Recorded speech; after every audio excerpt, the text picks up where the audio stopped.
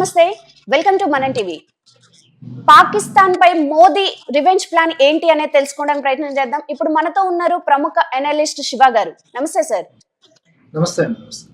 Sir, Narendra Modi గారు బీహార్ గడ్డపై ప్రమాణం చేస్తూ ఉగ్రవాద ఉనికే లేకుండా చేస్తా అని చెప్పి ఆయన చెప్పడం జరిగింది. ఇప్పుడు ఆయన ప్లాన్ ఎలా ఉండబోతుంది? అంటే యుద్ధం రాబోతున్నట్టేనా భారత్ కి పాకిస్తాన్ కి మధ్య? యుద్ధం వస్తుందండి, కానీ ఈసారి చేసే యుద్ధం చాలా వ్యూహాత్మకంగా ఉంటుంది. పాకిస్తాన్ ఏమనుకుంటుంది అంటే మనం గన్నులతో క్షిపణులతో దాడి చేయాలని కోరుకుంటుంది. కానీ భారత్ మాత్రం దానికి భిన్నంగా వ్యవహరించనుంది. మీకు ఇదివరకే తెలిసి ఉంటుంది, సింధు నదీ జలాల ఒప్పందాన్ని 1960వ సంవత్సరంలో చేసుకున్న ఒప్పందాన్ని రద్దు చేయడం ద్వారా ముందుగా ఆ దేశంలో ఉన్నటువంటి మూర్ఖపు మనుషులకి నీళ్లు లేకుండా చేయబోతూ ఉన్నారు. అంటే ఏ దేశ పాలకుల వ్యవహార శైలి బట్టి ఆ దేశ ప్రజల స్థితిగతులు ఉంటాయి. కనుక పాకిస్తాన్ ఆర్మీ, అక్కడ ఉన్నటువంటి ఉగ్రవాద సంస్థలు, ఆ పాలకులు వీళ్ళందరూ కట్టగలిసి మన దేశం పైన నిత్యము కూడా విషయాన్ని నూరిపోయటం, మన దేశాన్ని అంతర్జాతీయ వేదికల మీద నిందించటం, ఇదిగో ఇలాగా దోపిడీ దొంగల్లాగా వెనక నుంచి దాడులు చేసేలాగా ఈ టెర్రరిస్టులను తయారు చేసి మన మీద కుసుగొల్పడం, ఇంతకు మించి ఏమీ చేయలేదు. కనుక ఆ దేశానికి దెబ్బ కొట్టాలి అంటే ఇప్పటికే చాలా వరకు కళ్ళెం వేసాం. మన దేశంలో ఉన్నటువంటి ఎవరైతే పాకిస్తాన్ వీసాతో ఉన్నారో వాళ్ళందరినీ కూడా వెళ్ళిపోవడానికి మే 1 వరకు గడువు ఇవ్వడం జరిగింది.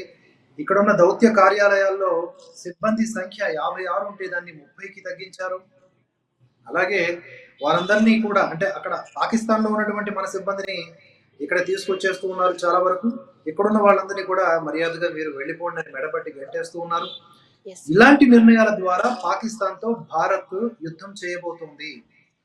దీనికి ప్రపంచమంతా కూడా మద్దతు నిలుస్తుంది. ఎందుకంటే మన దేశంలో ఉన్న వారికి మోదీ విలువ అంతగా తెలియకపోవచ్చు, కానీ ప్రపంచ దేశాల్లో మోదీ యొక్క దక్షత చాలా బాగా గుర్తించబడింది. కనుక ఆయన నెక్స్ట్ తీయబోయే ఏ స్టెప్ అయినా సరే ప్రపంచ దేశాలు ఆమోదింపజేస్తాయి.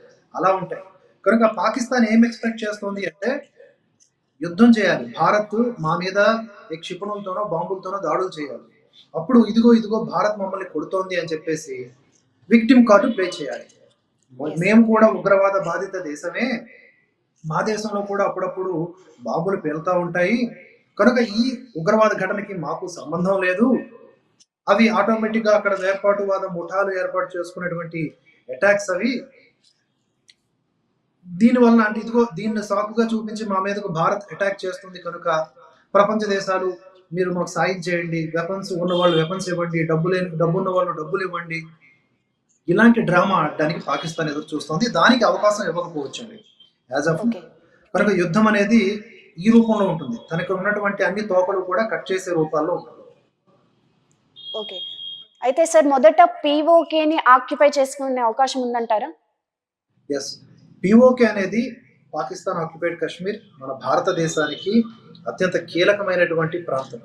కానీ మన పూర్వ పాలకులు చేసినటువంటి కొన్ని మిస్టేక్స్ వల్ల దాని కేంద్రంగా ఉగ్రవాద శిబిరాలు మనకి సవాలు విసురుతూ ఉన్నాయి. కనుక పీఓకేని ఇమ్మీడియట్ గా ఆక్యుపై చేసుకోవడం ద్వారా మనకి కొన్ని బెనిఫిట్స్ ఉన్నాయి, నష్టాలు ఉన్నాయి.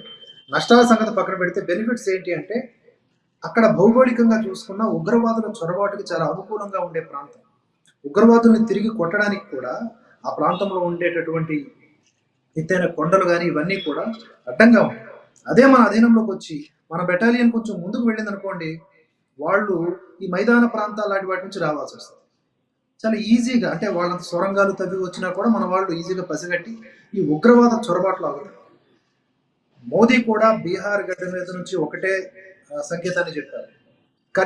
కార్గిల్ నుంచి కన్యాకుమారి వరకు ప్రతి ఒక్క భారతీయుడు, మానవత్వం ఉన్న ప్రతి మనిషి ఈ ఘటనను ఖండిస్తూ ఉన్నాడు. ఈ ఘటనకి రిటాలియేషన్ మామూలుగా ఉండదు, రిటర్న్ గిఫ్ట్ మామూలుగా ఉండదు. ఎవరు ఊహించినట్లుగా నక్కి దాక్కున్నా, ఏ మూలన దాక్కున్నా ఆ గుంట నక్కలైనా సరే వాళ్ళని పట్టుకుని వాళ్ళని శిక్షించి తీరుతాము. పీఓకే అని అన్నారు. పీఓకే కూడా మనది. సో ఆ పీఓకే కేంద్రంగా ఉన్న ఉగ్రవాద శిబిరాల్ని ముందుగా ప్లాన్ ఆఫ్ యాక్షన్స్ రూపంలో వాటిని భూస్థాపితం చేయాలి. ఆ తర్వాత మన బెటాలియన్స్ ముందుకు వెళ్ళాలి. ఇది ఇంత మాటలు ఇంత ఈజీగా అవదండి, మాట్లాడినంత సులువు కాదు. అవును. కానీ దీనికి చైనా అడ్డుకట్ట వేయచ్చు, మనకి ఇతర దేశాలు సహకరించవచ్చు, సహకరించకపోవచ్చు. కానీ ఒక్క అమెరికా గనక ఇన్వాల్వ్ అయ్యి మనకు సహకరిస్తే దీన్ని ఈజీగా చేయొచ్చు, ట్యాకిల్ చేయొచ్చు. బట్ నెక్స్ట్ టార్గెట్ వచ్చేసి ఇదే అదనుగా పిఓకేని మన అధీనంలోకి తీసుకురావడం. అదే జరగబోతుంది పక్కా. సరే, అయితే ఒకవేళ యుద్ధం ప్రకటిస్తే భారత్ కి ఉన్న బలాలు బలహీనతలు అంటే ఏం చెప్తారు? భారత్ కి ఉన్న బలాలు అంటే జనరల్ బక్షి గారు, రిటైర్డ్ ఆర్మీ ఆఫీసర్, ఆయన మన రిపబ్లిక్ ఛానల్లో ఒక గంభీరమైనటువంటి విషయాన్ని వెల్లడి చేశారు. ఏంటి అంటే, భారతదేశ ప్రస్తుత ప్రభుత్వం కరోనా టైం నుంచి ఇప్పటి వరకు ఆర్మీ రిక్రూట్మెంట్స్ చేయట్లేదు. సుమారుగా 1,80,000కు పైగా ఈ రిక్రూట్మెంట్స్ ఆగిపోయాయి. తద్వారా ఈ జవాన్ల సంఖ్య అనేది తగ్గుతుంది, ఈ లేమి కనిపిస్తుంది, ఈ లోటు. ఇప్పుడు బెటాలియన్స్ ఈ ట్రూపులుగా డివైడ్ అయ్యి రకరకాలైనటువంటి ఆపరేషన్స్ చేయడానికి సంఖ్యాబలం కూడా ఉండాలి కదా, పదాతి దళాలు. అవి ఇప్పుడు లోపంగా కనిపిస్తూ ఉంది. ప్రస్తుత కేంద్ర ప్రభుత్వం డబ్బులు సేవ్ చేసుకునే ప్రాసెస్ లో ఈ ఆర్మీ రిక్రూట్మెంట్స్ ఆపేసిందా అని ఆయన క్వశ్చన్ చేశారు. కనుక మన బలహీనతలు ఏమిటి అంటే, ఇప్పుడిప్పుడే మనం ఆయుధాలని మనం సముపార్జించుకుంటూ ఉన్నాం. ఒకవైపు రష్యా నుంచి, ఫ్రాన్స్ నుంచి, అమెరికా నుంచి రకరకాల ఆయుధాలు, క్షిపణి వ్యవస్థలు అన్నింటినీ కూడా కూర్చుకుంటున్నాం. పూర్తి స్థాయిలో ఇంకా అవి సిద్ధం అవడానికి కనీసం ఇంకో 10 ఏళ్ళు పడుతుంది. మన దగ్గర ఉన్న అగ్ని క్షిపణులు కానీ, బ్రహ్మోస్ కానీ, వీటి సంఖ్య చాలా తక్కువ చైనాతో కంపేర్ చేసుకుంటే. బట్ పాకిస్తాన్తో కంపేర్ చేసుకుంటే మనం చాలా చాలా బెటర్ పొజిషన్లో ఉన్నాం. కానీ పాకిస్తాన్కి చైనా సహకరిస్తే ఆ ఊహ చాలా భయంకరమైనది. మనం అనుకుంటాం మన దేశం మీద ప్రేమతో మనం చాలా బలవంతులమని. మనం తెలివితేటల పరంగా, వ్యూహాత్మకంగా బలవంతులమే కావచ్చు. ఆయుధ సంపత్తి పరంగా అమెరికా ఈ రెండు కూడా చాలా బలం కలిగినటువంటి దేశాలు. అది సీక్రెట్ గా పాకిస్తాన్కి సాయం చేస్తే, ఈరోజు ఉక్రెయిన్ రష్యాను ఎలాగైతే పెట్టుకుందో, 60 రోజుల్లో యుద్ధం ముగించేస్తాననేవాడు ఇన్ని సంవత్సరాలు ఎలాగైతే యుద్ధం చేస్తున్నాడు పుతిన్, మనకి అలాంటి తిప్పలు రావచ్చు. కాబట్టి ఆల్రెడీ ఒక కేస్ స్టడీ ఉంది. మన బలహీనతలు ఏంటి, మన బలాలు ఏంటి అనేది ఇక్కడ మనం తెలుసుకోవాల్సిన అవసరం ఉంది. ఆయుధ సంపత్తి అంతగా లేదు, ఆర్మీ రిక్రూట్మెంట్స్ జరగట్లేదు, కాబట్టి అదొకటి ప్రాబ్లం ఉంది. అన్నిటికంటే పెద్ద ప్రాబ్లం ఏంటో తెలుసా అండి? ఇంటి దొంగలు. ఈ పాకిస్తాన్ ఉగ్రమూకలు వాళ్ళు అలా 200 కిలోమీటర్లు లోపలికి రావడానికి అక్కడ ఉన్నటువంటి స్థానికుల్లో కొంతమంది సమాచారం ఇవ్వకపోతే సాధ్యం అవుతుందా? ఇప్పటికీ పాకిస్తాన్ జిందాబాద్ అంటూ నినాదాలు చేసేటటువంటి ఈ పాకిస్తాన్ ప్రేమికులు ఉంటారు మన మధ్యనే. వాళ్ళు ఇలాంటి వాళ్ళకు సహకరించడం అనేది ప్రమాదం కాదా? సో భారత వ్యతిరేక స్వభావం కలిగిన ప్రతి ఒక్కరూ కూడా మనకి బలహీనత అంటే మన శక్తి సామర్థ్యాన్ని నిర్వీర్యం చేసే వాళ్ళే అవుతారు. మన బలహీనతలు ఏమిటి అంటే, టెక్నాలజికల్ గా వెపన్స్ ని ఇంకా మనం అడ్వాన్స్డ్ స్టేజ్ లోకి రాలేదు.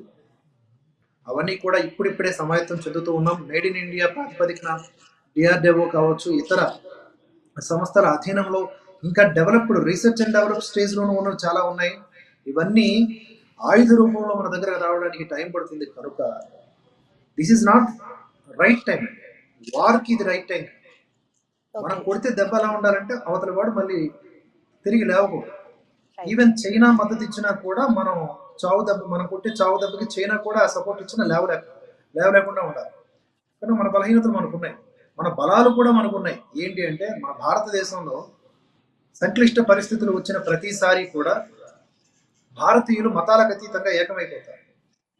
ఇది ఏ దేశంలో కూడా మనకు కనిపించదు, అంతగా కనిపించదు. ఈ దేశభక్తి అనేది కూడా మన భారతదేశాన్ని రక్షిస్తుంది. ఈ దేశభక్తి ద్వారానే ఇంటి దొంగల్ని కూడా ఓడగొట్టడం సాధ్యమవుతుంది. రైట్. సరే, అయితే ఇప్పుడు టెర్రరిస్ట్ అటాక్ జరిగిన టైంలో నరేంద్ర మోదీ గారు అయితే సౌదీ వెళ్ళడం జరిగింది. అంటే ఇప్పుడు సౌదీకి అంటే అక్కడ లావాదేవీలు మనకి సౌదీకి భారత్కి జరగకూడదు అని చెప్పి ఆ టైంలో టెర్రరిస్ట్ అటాక్ అనేది చేయడం జరిగిందా? అలా ఏం లేదండి. అంటే చాలా రకాల వాదనలు వినిపిస్తూ ఉన్నాయి. జమ్మూ కాశ్మీర్ పర్యటన కూడా మోదీ యాక్చువల్గా April 19th ఉండే, కానీ అది క్యాన్సిల్ అయింది భద్రతా కారణాల వల్ల అని చెప్తున్నారు. ఏంటి భద్రతా కారణాలు అనేవి వెల్లడి చేయలేదు. సౌదీ అరేబియా అంటే కనుక ఇంతకు ముందు కూడా చాలా విదేశాలు వెళ్ళారు మోదీ. ఎన్నో దౌత్యపరమైనటువంటి సంబంధాలను నిలిపారు ఆయన. ఎన్నో MOUల మీద సంతకాలు చేసి వచ్చారు. మరి అప్పుడు సౌదీ ఎస్పెషల్లీ ముస్లిమ్స్ కంట్రీగా సార్. సౌదీ ముస్లిం కంట్రీ అయినా కూడా సౌదీ కూడా హిందూ సానుకూల ప్రభుత్వాలు ఏవైతే ప్రస్తుతానికి భారతదేశానికి చాలా ఫ్రెండ్లీ కంట్రీ.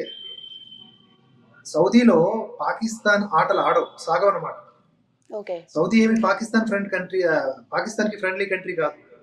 ముస్లిం కంట్రీస్ అన్నీ కూడా దాన్ని ఏమంటారు, ఒక జాడిన లేవండి. అందులో సౌదీ లేదు. సౌదీ భారతదేశానికి అనుకూలముగా ప్రస్తుతం ఉంది.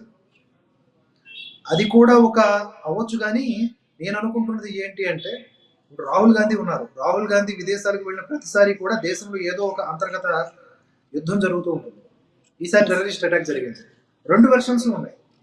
మోదీ సౌదీ వెళ్ళటం వలన జరిగింది అనుకుంటే, ఒకవేళ అదే నిజం అనుకుంటే, పాకిస్తాన్ దాన్ని జీర్ణం చేసుకోవట్లేదు. పాకిస్తాన్ భారత్కి ఏ విధమైనటువంటి బలాలు ఏ ఇతర దేశాల వల్ల దౌత్యపరంగా జరగకూడదు, కనుక దీన్ని ఆపాలి అంటే అటాక్ చేయాలి. అటాక్ చేస్తే ఎలా అవుతుంది? సౌదీ అరేబియా కూడా దీన్ని ఖండించింది, నైతికంగా మన వైపే నిలిచింది. పాకిస్తాన్ ప్రేరేపితమైనటువంటి ఈ దాడిని నిర్ద్వందంగా ఖండించింది, భారత్ తరపున ఉంటామని చెప్పింది. కనుక ఈ ఎఫెక్ట్ ద్వారా సౌదీకి మనకున్నటువంటి సంబంధాలు ఏమి చెడిపో. నేను అనుకుంటుంది ఏంటంటే, మోదీ అక్కడికి వెళ్ళడం వల్ల కాదండి, ఎప్పటి నుంచో ఉన్నటువంటి ప్లానే. ఇంకొకటి కూడా, అక్కడున్న వేర్పాటువాద నాయకులు, నేషనల్ కాన్ఫరెన్స్ కి సంబంధించినటువంటి నాయకులు, మీరు అబ్జర్వ్ చేస్తుంటే సోషల్ మీడియాలో వైరల్ అవుతున్న వీడియోలు, కొద్ది రోజుల క్రితం మాట్లాడారు. ఇక్కడ కల్చరల్ కి సంబంధించి, అంటే ఇతర సంస్కృతుల్ని ఇక్కడ ఇంపోర్ట్ చేస్తూ ఉన్నారు ఈ పర్యాటకుల రూపంలో. ఈ కశ్మీర్ నేల అనేది ఒక సంస్కృతికి సంబంధించింది, ఇస్లామో లేకపోతే ముస్లిం సంస్కృతికి సంబంధించింది. ఇక్కడ ఆ డామినేషనే ఉండాలి. కానీ పర్యాటకుల రూపంలో వచ్చేవాళ్ళు ఇతరత్ర కల్చర్స్ ని ఇక్కడ ఇంపోజ్ చేస్తూ ఉన్నారు, మెల్లగా అంటిస్తూ ఉన్నారు. కేంద్ర ప్రభుత్వం దగ్గరుండి ఇదంతా చేస్తుందని ఆయన మాట్లాడాడు. ఇటువంటి వాటికి ప్రభావితమయ్యే ఒక నలుగురు టెర్రరిస్టులు, వీళ్ళందరూ నలుగురు టెర్రరిస్టులు యాజ్ ఆఫ్ నౌ మనకు తెలుస్తుంది నలుగురండి. వాళ్ళందరూ కూడా 20, 22 అంటే 15, 16 సంవత్సరాల వాళ్ళు కూడా ఉన్నారంట అందులో. ఈ ఉగ్రమూకలు మన మీద తెగబడడం జరిగింది. Thank you sir. Thank you అండి. నమస్కారం.